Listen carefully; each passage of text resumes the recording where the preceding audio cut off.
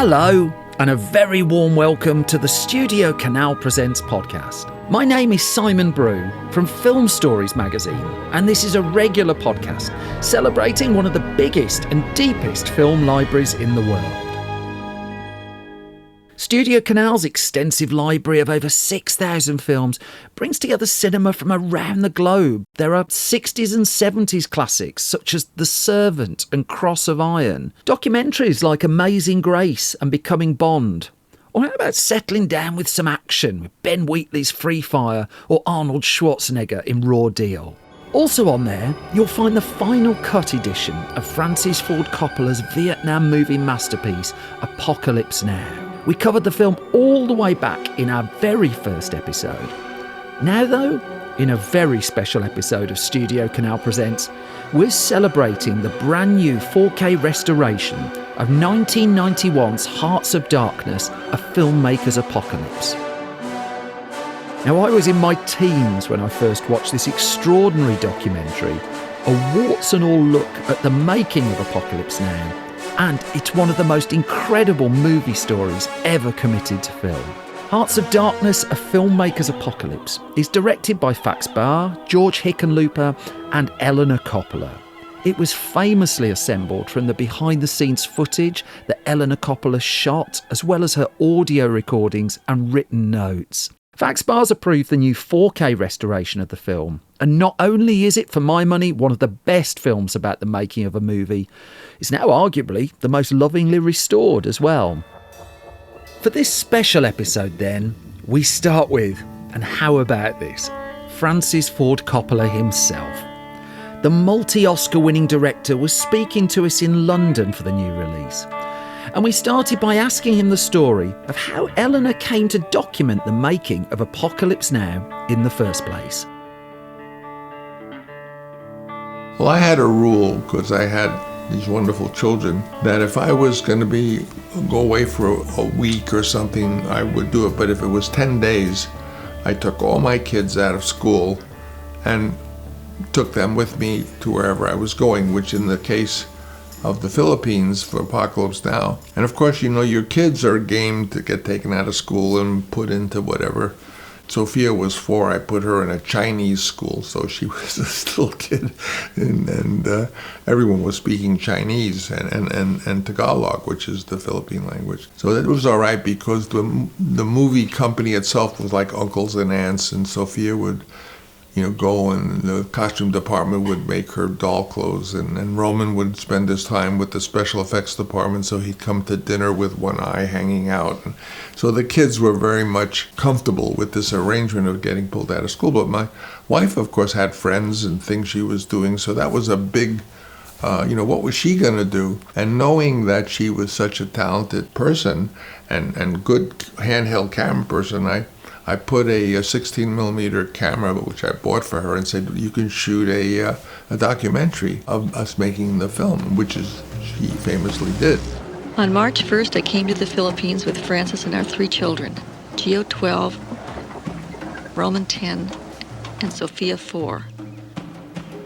Francis has asked me to make a documentary film for the United Artists Publicity Department. I don't know if he wants to avoid the addition of a professional team on an already overloaded production, or if he is just trying to keep me busy. The heat and humidity are overwhelming. It is the first time any of us have seen water buffalo, rice paddies, and nipa huts.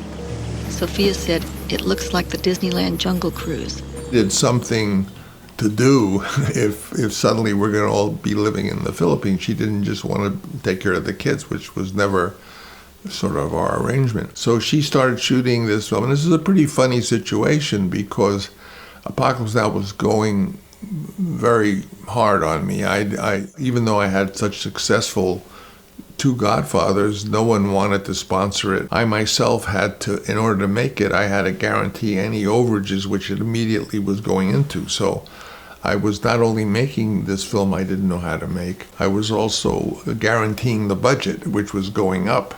And I would come home to and see my wife, and I say, oh, sweetie, I don't know, I'm going to really fail in this movie. I don't know, it's not going well, it's terrible, it's going to be the worst film ever made, and hoping she would say, oh, darling, I believe in you. No, she'd say, would you put a microphone on and say that same thing into the camera? So I did, I put the microphone on and said, boy, But everything I was saying in such negative terms was to my wife, who I wanted to, hoped would say, oh, well, I believe in you. Even after the shooting, I wanted her to say, well, we got that was good, but don't worry, Francis, I believe in you, or something positive. But she never did. She had ceased being the supportive wife and had become the documentarian, and that's what it was like throughout the whole film. I had this in my home. I had someone who knew everything that was going on because, of course, she was my wife, and she was recording all of this and seeing this immense scale of a movie, basically out of control, and with me doing my best to hang on and hold it together. My greatest fear is to make a really shitty, embarrassing, pompous film on an important subject, and I am doing it. I confront it. I acknowledge, I will tell you right straight from the most sincere depths of my heart, the film will not be good. Her material and the material she shot covered the entire arc of this disastrous project. And she, at the time, she was also writing her notes, which became a book. And it was, in fact, my idea to suggest that she be the narrator of the film. And when her colleagues who were going to edit the project, because they brought in a team that knew how to direct and make documentaries, they suggested just having an actress perhaps read my suggestion, which was her notes. I said, no, let you do it. Your voice would be much more powerful. Everyone who has come out here to the Philippines seems to be going through something that is affecting them profoundly, changing their perspective about the world or themselves. While the same thing is happening to Willard in the course of the film. Something is definitely happening to me and to Francis. My belief in general in all art is, that make it as personal as you can. Because if you make art that's really personal, it will be unique, because everybody, you're sitting there, it was 1,000,000 to 1 shot that your parents were going to get together. And so you are all people who wouldn't exist. And the fact that you exist, there's only one like you. So if you make art that's like that, that art will then be unique, which is what you want with art. You don't want art to be the same as everybody else's. So Eleanor's film, Hearts of Darkness, which is really considered one of the 2 or 3 greatest documentaries about a film being made, the other one being Fitzcarraldo, whatever that's called, Burden of Dreams, I think it's called. And then the one that was made about the Don Quixote film that was never made. There are 3 great documentaries. So, of course, I'm very proud of Eleanor for that achievement. The conversation then moved on to explore what Francis felt about the editing of the film, some of his memories, and just revisiting some of the footage. So we owned and controlled the project because I had financed it. And my attitude was I wanted it to be honest, but there was a moment in the film that bothered me is when Martin Sheen had the heart attack, we were all devastated because he was a big smoker, and he was also, at the same time of being a big smoker, he would do this real workout every morning of a run. Well, he had the heart attack during that, so no one knew what was going to happen. And I mean, he could easily have, in 2 weeks, have died. So we were, number one, concerned about that, aside from the movie. But people started phoning home in the crew saying, oh, have you heard, Martin Sheen had a heart attack, and that was tantamount in some recipients who got it that he died. So I got very upset because if he did die, or even the same, if the rumor was out there that he had died, the film was in a very perilous state, because the people who had financed the first amount, I was responsible for the rest, would have just basically collected the insurance. The film would never be finished, and my part that I had done, which was everything I had, I would get wiped out. So I got very angry, and I said to the crew, Martin had a heart attack, but he's under care now, and we are hopeful of his recovery. And I don't want anyone saying that Martin has died unless I say it. I mean, I was afraid more of the rumor.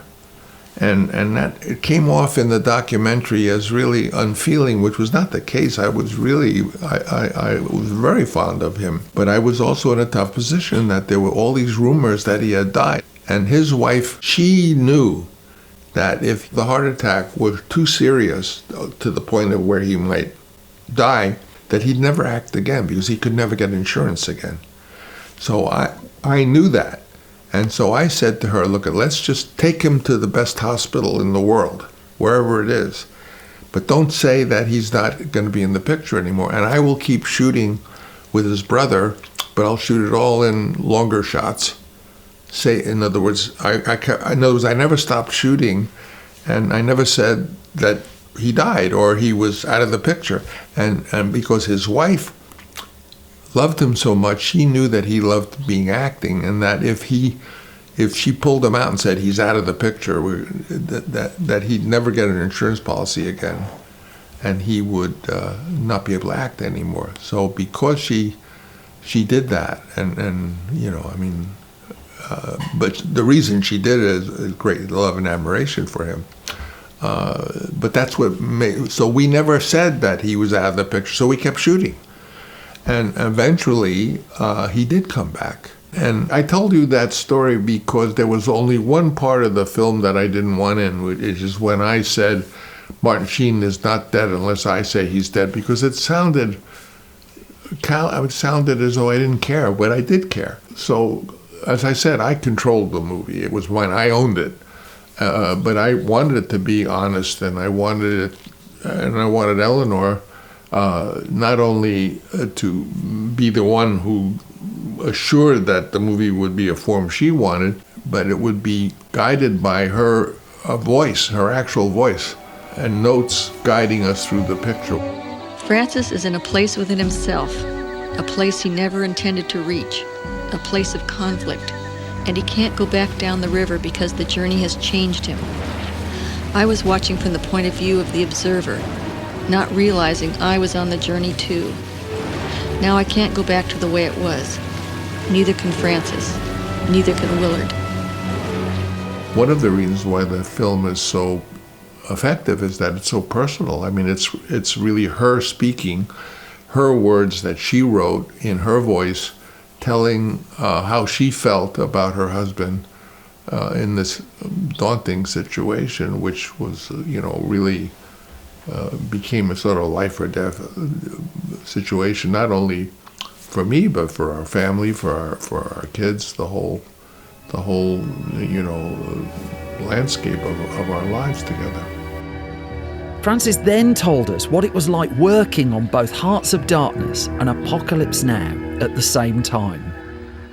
Well, the two projects were being edited at the same time, and Apocalypse Now, as a movie, the movie part, as opposed to, so the documentary, my guidance was that Eleanor should make it as personal as possible, and unlike the other filmmakers working with her, who, they just were regular documentarian guys, So I wanted it to be her film, which it is. But Apocalypse, of course, what had happened was, when you make a film that you don't know how to make, and I deliberately like to make films I don't know how to make, because I had made 2 Godfather films at that point. I didn't want to make any more gangster pictures. Why? Because I knew how to make them. I like to make films I don't know how to make. Why? Because when you don't know how to make a film and you listen carefully, the film tells you how to make it. And Apocalypse Now was telling us how to make it, me and my colleagues. And it was telling me to make the film more and more surreal. So by the time the film got to the end, it was not the kind of typical Guns of Navarone war film. It was a Vietnamese sort of West Coast film on acid and drugs. Not that I was on those things, I wasn't, but a lot of the people and the actors were, and the film had become very surreal. So when Brando arrived at the end to play the character at the end, he's a brilliant person. He looked at what I was explaining to him, and he said, well, it looks like you painted yourself into a corner, because the film had become so surreal that just a big battle scene, the way the script was, wouldn't be the end. It needed a surreal ending. And the question is, what the hell was that? There never had been a film that was a West Coast rock and roll war movie. Usually movies were always guys from Brooklyn, and these were LA people smoking dope and using LSD and sending off smoke grenades just because it was beautiful. And how was that going to end? So while we were struggling to finish the documentary of Hearts of Darkness, I was really struggling to figure out an ending and cut the ending of the film myself. It was the first electronic editing system, and I would just stay up all night and cut the ending until I discovered something that I thought was a suitable ending. Eleanor Coppola died in April of 2024, and as our time with Francis came to a close, we asked him how would he like Eleanor to be remembered. Eleanor I don't know anyone who didn't love her, because for one thing, if someone was sick, if someone was dying, she would be there holding their hands. In fact, what I do now, I'm here in London partly because I don't want to be somewhere where I was living with her, because I miss, as I say, if she's not having coffee with me and telling me stuff, then I don't want to. But the great Marcus Aurelius said that when you lose a loved one, the best thing you can do is to honor them by trying to be more like them. So now, I have lots of friends who are my age, as you can imagine, who don't have grandchildren or just alone, or their grandchildren don't pay any attention to them. So I call them up. I'm not like that, I call them up and say, how are you? Are you all right? Has anyone visited you today? But I'm being like her. And by being more like her, I feel that I have the solution of how to keep her alive in my life, by being like her. And if someone, I do things that I know she would do, and by doing that, she resonates I'm making her part of my actions that way, because I don't have her for real, which I wish I did.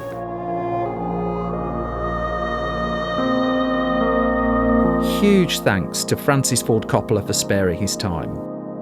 For the second part of this episode, we then chatted to co-director Fax Bahr about his experiences of Hearts of Darkness and just how he feels about it now. I'm delighted to welcome Fax Bahr to the STUDIOCANAL Presents podcast. Hello, Fax. How are you? I'm well. Nice to meet you, Simon. Well, it's nice to meet you too. Now, one of the two people in this conversation co-directed Hearts of Darkness, a filmmaker's apocalypse. And spoiler, it wasn't me at all. Fax, it's quite a project, that is. That's quite a sentence to have as part of your career. You must get asked this a lot, but given your background, as I understand it, you created the TV show Mad TV, and I look at the work that you've done. In the nicest sense, I never would have guessed in a million years this would end up on your plate. How did? I mean that in full courtesy as well. You've done a really broad range of things. How did it come to you? Early on in my years in Los Angeles, I was working shooting electronic press kits for a guy who did all of Spielberg's films, and he was sort of connected into the studio system. And so, these are 10-minute pieces, and you do perfunctory interviews with the actors. And he had just read Eleanor Coppola's notes and said, "Man, they talk about all this footage that you shot. Have you ever heard of a documentary being done?" And I said, "No." And he said, "I'm going to call Zoetrope." So he did, and they were amazingly receptive to us coming in to talk about it. And they were like, "Yeah, we tried to cut it before, and some of the footage really isn't very good." They were pretty disparaging about it. I don't think they'd even really seen the footage. This is just what they'd heard from the editing room. Yeah. And so we looked at some of the reels, and I was like, "Oh my God, this is fantastic what Ellie did." And this was 89, like 10 years after the film had been released. So I cut together a little reel and took it out, and people were like, yes, let's do this. Can I ask a question that might be verging towards the impolite? Of course. I love impolite. How old were you at this point? 30. So at 30 years old, you rang Zoetrope. Was there any pre-existing relationship with Zoetrope? Or was it a case of you rang them cold and expressed interest? Yeah. That's extraordinary. We just called them. We just called them. I think Zoetrope was always, I mean, if you know anything about the company, it was always an open door. Of course. Right? I mean, they had people in San Francisco when they first started, street people were walking in who had never been on a set before. And they were like, okay, you want to be a sound person? Here you go. Here's a Nagra. Figure it out. So they were very open to filmmakers.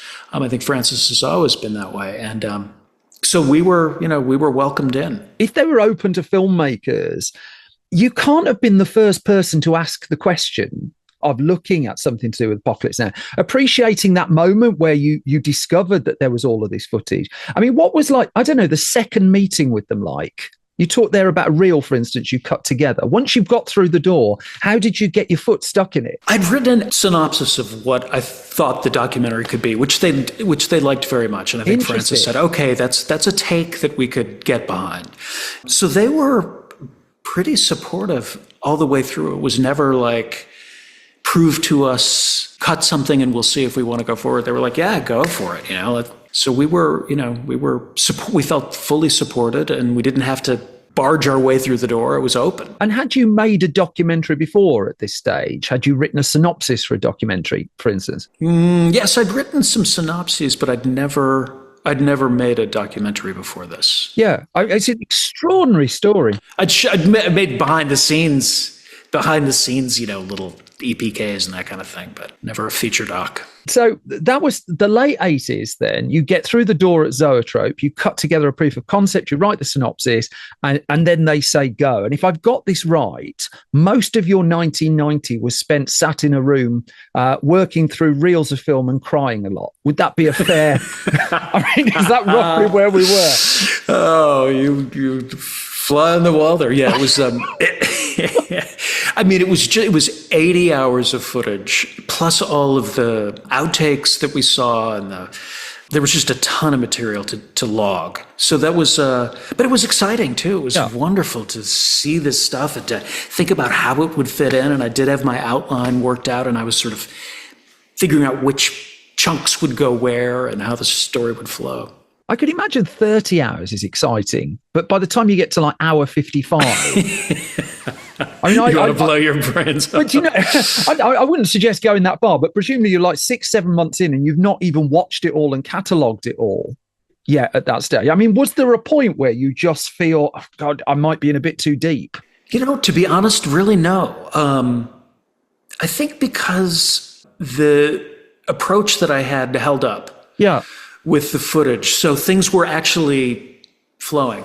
My first cut of the film was probably 4.5 hours long. It was just a massive, unwieldy thing. And so winnowing it down to an hour and a half was quite a challenge. But how soon in the process could you stress test it there? Because you just said like it was holding up. Were you conscious like fairly early on that the synopsis that you'd outlined was being backed up by the material that you had? Yes. There were some wonderful surprises that really were...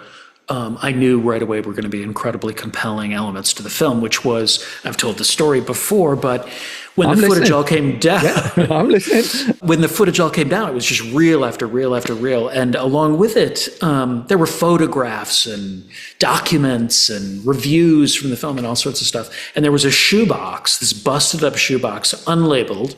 I opened it up, what's this? And there were all these cassette tapes, audio cassette tapes with just dates on them. Yeah. Like with a piece of, tape with the date written on it.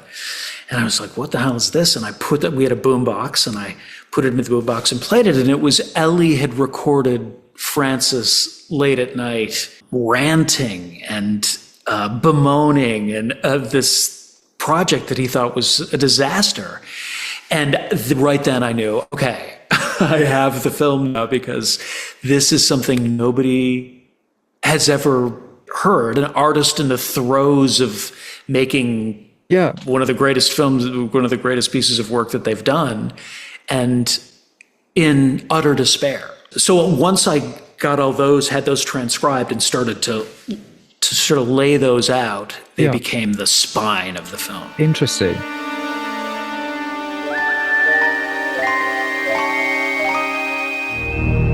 And you were working with George Hickenlooper, the co-director and co-writer. But so what was yours and George's relationship? How did you come together? George came in later. I was simultaneously, and again, this goes to the sort of the schizophrenic nature of my career, but... Love your career.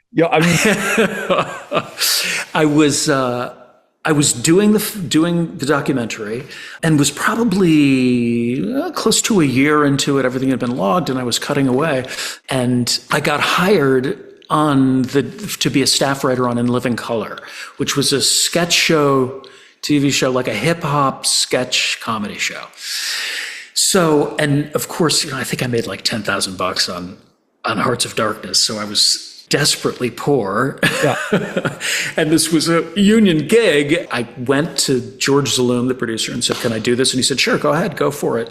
And it was crazy because I was in the jungles of Vietnam from 6 a.m. till 10. And then I would drive over to the studio and pitch Homie the Clown sketches for until like 2 o'clock in the morning, and then go back to the editing room. And it was just such a time commitment that I was falling behind. And so we brought a second editor and George in to help complete the project. Max, I've decided that you're Michael J. Fox doing the first Back to the Future film.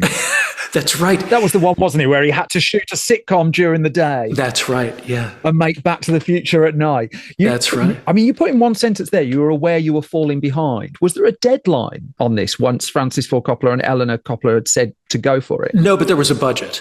Yeah. And, because we were taking longer than expected, we were worried about going over budgets. We're like, we got to do something. And they were like, don't quit In Living Color, keep going. Let's just bring George in. And he'd just done a behind the scenes documentary. And we'll have him work with a second editor, Jay Miracle, who's an excellent editor. But when other people are coming in, it's still at the heart of it, this core synopsis that you mapped out right at the very start of it. Yeah, we stuck with that. I mean, George found some wonderful things and expanded on the story, and definitely, was a very good filmmaker. But we pretty much stuck with the outline. Oh, I'm disappointed, Fax. I wanted stories of punch-ups behind the scenes and raging arguments in the car park.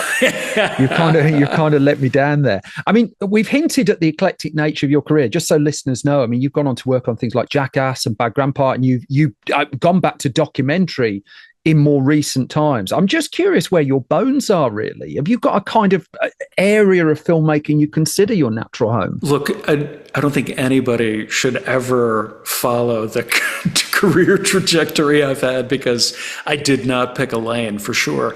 To me, though, it's all storytelling.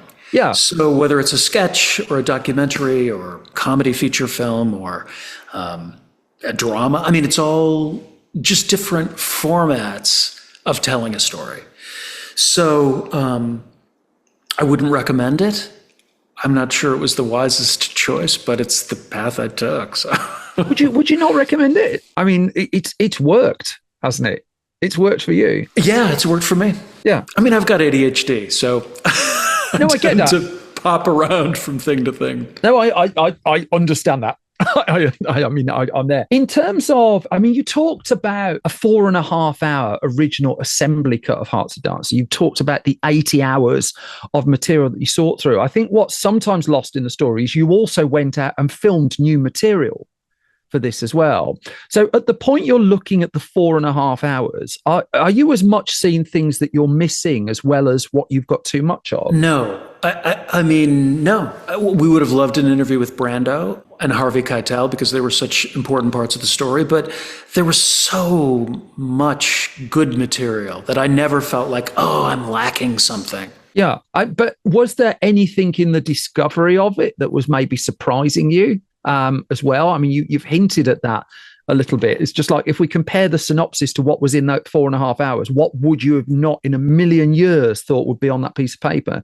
Well, in the film, something I had no idea of was the sacrifice of the pigs. And they go with the indigenous people and they experience and they're sacrificing the pigs. And then and they kill the caribou, which is where Francis gets the idea of doing the sacrifice at the end of the film, because Ellie had asked him to come to this, and Francis saw it and then incorporated it into the film. The chief hands them the heart. And I thought, oh my, that is Hearts of Darkness. I mean, it was the perfect sort of climax to our film. As Francis and I were getting ready to leave, the mayor asked if we would do the priest the honor of accepting the best part of the caribou that is usually reserved for him, the heart. We thanked him. I think it's also fair to say around the time of the release, it was the moment we knew about before we'd seen the film, that sometimes you get that with a film. That there was a part of the discourse that immediately latched onto that and almost shielded what the rest of it was about. What do you remember about that release period and that initial conversation around the film? And then I'm going to come to Cannes. I want to ask you Cannes questions. Well, that really was the premiere, was Cannes. We had made the film Showtime, actually. It was a cable-funded project. Yeah. It was supposed to premiere on Showtime, but I think Francis and Ellie took it to Gilles Jacob at Cannes, and so that was the premiere. It had never been screened before. And so, as a young filmmaker, I was like, this is unbelievable dream to have really the first feature film that I'd made premiere at Cannes. And it was just, otherworldly. What's more otherworldly, a Cannes premiere or showing your first version of the film to Eleanor Coppola and Francis Ford Coppola? Yeah, it was terrifying to show it to Francis and Ellie, of course. They really hadn't seen, it had shown segments to Ellie to get her feedback, and she gave wonderful notes, but they were really they didn't come to the editing room, they didn't ask to see early cuts or whatever, they just wanted to see the film when it was finished. And so I was terrified, and I sat literally right behind Francis. And the whole time and he was taking notes, and I was trying to read his notes, and I was, heart pounding. Does he hate it? Does he hate it? Does he hate it? And projector stops, the lights come up. Francis sits there for a minute. And at the time, I had another actress read Eleanor Coppola's notes passages, the passages from her book. Very good actress. She did a great job. But Francis said, well, I like it. And he goes, I'd give you an A on the film if you get rid of that actress and have Ellie read her own, passages from her book, because what are you thinking? It's so inauthentic. And I was like, oh my God, of course, why didn't I think of that? And immediately, we went and recorded Ellie, and it worked so well. She did such a beautiful job with it. I'm still stuck at the bit where he looks you in the eye and says, I'll give you an A, but... I know, which was just I was so happy. It's like whenever you get an A, and from Francis... I couldn't tell you, I've never had one, but I'll take your word. I'll take your word for it.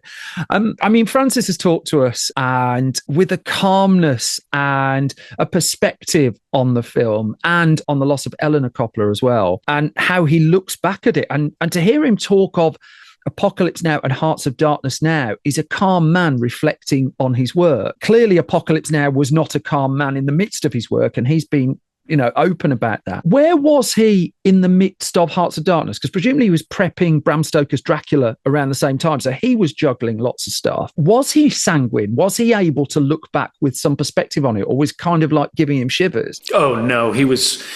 First of all, my first interview with him, which I did at his estate up in Napa. I hope you got wine, Fax. Oh, we did. We got wine after.